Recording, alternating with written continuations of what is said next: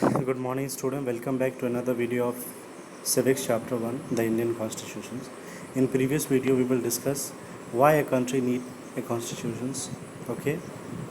So, if you have any doubt in above video, please mention me in the comment box or in the group.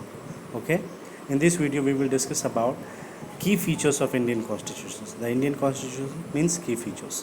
क्या क्या की features हैं Indian constitutions के, वो हम इस वीडियो में डिस्कस करने वाले हैं. By the beginning of 12th centuries, the Indian national movement had been active in the struggle for independence from British rule for several decades.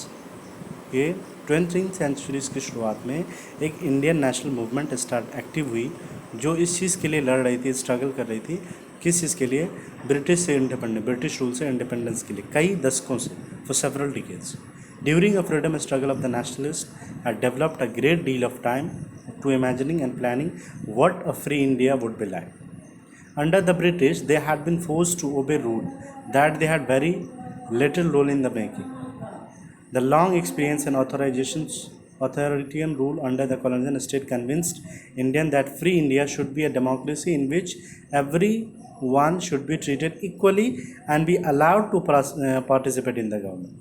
जो मेन इनका एम था वो क्या था इस मूवमेंट का, कि वो कन्विंस्ड करें, ठीक है, कॉलोनियल गवर्नमेंट को कि वो एक फ्री इंडिया बनाए जिसमें एक ऐसी डेमोक्रेसी हो जिसमें in which every one should be treated equally, जिसमें सबको समानता का अधिकार मिले, सबको बराबर से ट्रीट किया जाए, and to be allowed to participate in the government, और गवर्नमेंट में पार्टिसिपेशन अलाउड. ये बेसिकली जो हमारा मोटो था इस मूवमेंट से. What remained to be done was to work out this way when a democratic government would be set up in India and the rules would determine its function. This was done not by one person but a group of around 300 people. ये जो struggle थे ये सिर्फ किसी एक लोगों ने नहीं, ऑलमोस्ट पब्लिक तो कर रही थी लेकिन कुछ इंपॉर्टेंट पर्सन थे, इसमें अराउंड 300 पीपल्स थे जो इन्वॉल्व थे. Who became member of the constituent assembly, जो कि बाद में कॉन्स्टिट्यूएंट असेंबली के मेंबर बने इन 1946 में.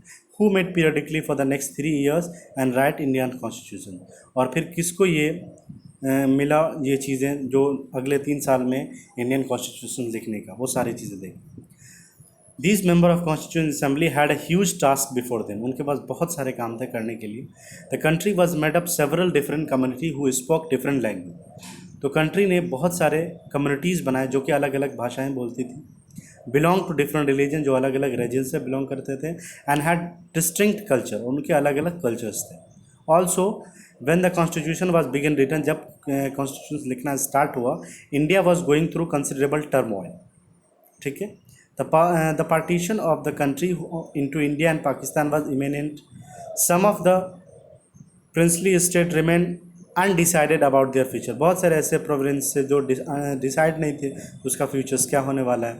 And the socio economic condition of the vast mass of the people appear dismal. और जो सोशियो इकोनॉमिक कंडीशंस थी बहुत सारे लोगों का, वो एकदम चरमरा गए.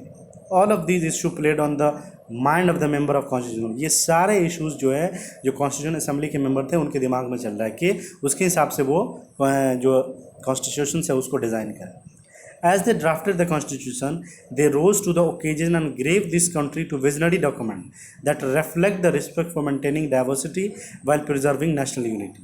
कि जब ये नेशनल यूनिटी प्रिजर्व करे तो ये बहुत सारी जो एक्सपेक्टेशंस हैं, जो विजन, वो उसको कंसीडर करके करें. The final document also reflect their concern and eradicating poverty through socio-economic reform as well as emphasizing the crucial role of people can play in the choosing their representative, कि ये सारी चीज़ें को उन्होंने कंसिडर किया.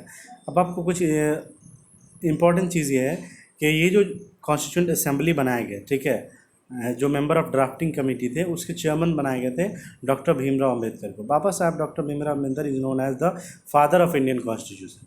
Doctor Ambedkar believe that his participation in the constitution assembly help the scheduled caste get some safeguard in their draft constitution. कि constitution जब draft किया जा रहा था तो उसमें जो शेड्यूल कास्ट है उनको एक सेफ गार्ड मिला. ठीक है, प्रॉपर तरीके उन्होंने उनकी सारी चीज़ों का ख्याल रखा. But he also state through the law might exist schedule caste still reason to fear because the administration of these laws were in the hand of caste Hindu officers.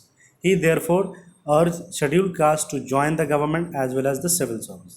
तो उन्होंने इसका प्रोविज़न रखा कि सिविल सर्विस में भी schedule caste join कर सकते हैं और गवर्नमेंट में, तो उन्होंने उनको बहुत राहत दी, उसका ख्याल किया।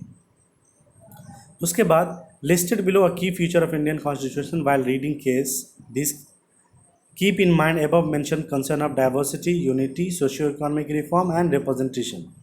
To the author of this document were rippling words. Try and understand the way in which they tried to balance and these concern with their commitment to transform independence into a strong democratic sense.